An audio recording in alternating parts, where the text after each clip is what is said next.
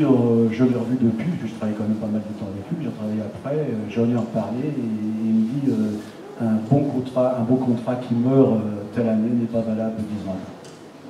Oui, mais c'est le cas pour beaucoup d'auteurs, enfin beaucoup d'auteurs. Les quelques auteurs qui ont été pressentis pour qu'un de leurs livres passe en film racontent souvent cette question des droits bloqués.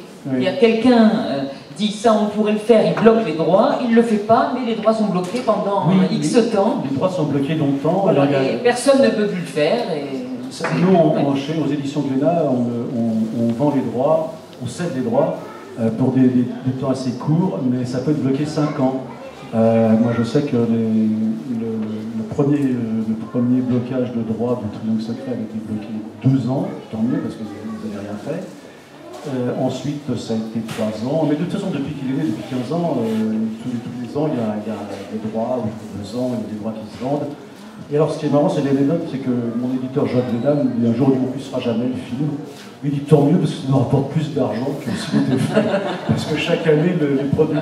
C'est une plaisanterie, parce que c'est pas si cher que ça, mais c'est une plaisanterie assez amusante de la part d'un éditeur. Bon, il dit, de toute façon, on est content parce que la bande dessinée marche bien, il y a le roman. Du cinéma, c'est en plus. Il paye les droits. Voilà, et à chaque fois, le producteur est obligé de payer le loyer pour avoir le droit de poursuivre le travail sur le film. Alors l'éditeur et l'auteur reçoivent un chèque du producteur, et donc c'est amusant, c'est sûr. Alors lui dit, en boutade, quand il dit ça fait 15 ans que ça nous rapporte de l'argent alors qu'on fait pas le film, qui continue 15 ans. Mais c'est dommage parce que moi je ne suis pas un auteur de bande dessinée, enfin un auteur de cinéma frustré, je ne fais pas de la bande dessinée, et pour moi c'est pas le parent pauvre du cinéma. C'est 2 domaines différents.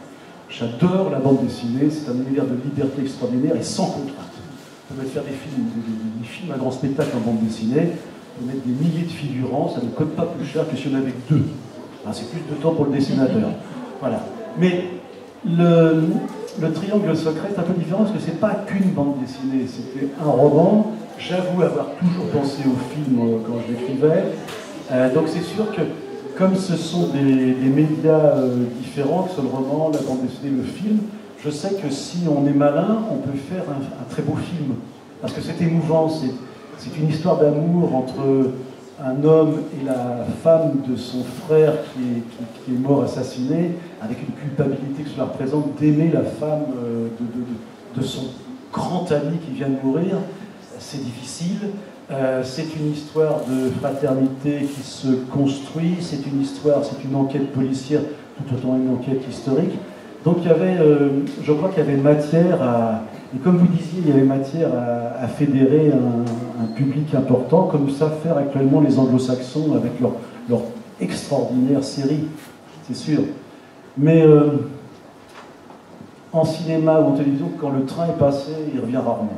Parce que c'est recouvert, les projets sont recouverts. Bon, peut-être que mes ayants droit dans 25 ou 30 ans. Il faut laisser autant voilà, les choses, le temps de se faire. Ça doit se faire, ça se fera. N'inquiète pas.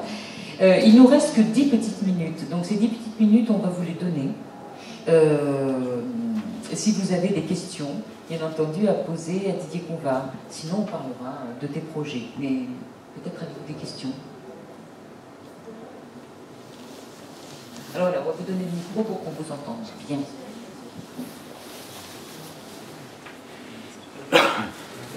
Bonjour. Non.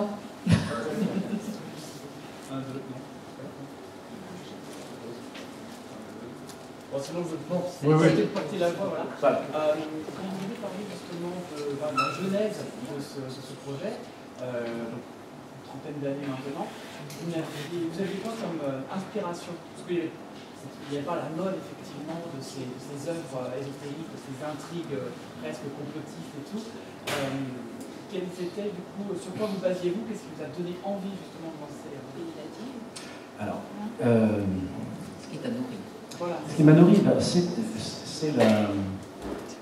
Quand j'ai écrit le roman du Triangle Secret, c'est paradoxal, je l'ai écrit parce que je me dis c'est pas une bande dessinée. Paradoxal, et ça a été le succès de ma carrière. Donc, enfin, le gros succès. Donc c'est pas une bande dessinée, alors j'ai écrit un roman. Quelles étaient mes inspirations?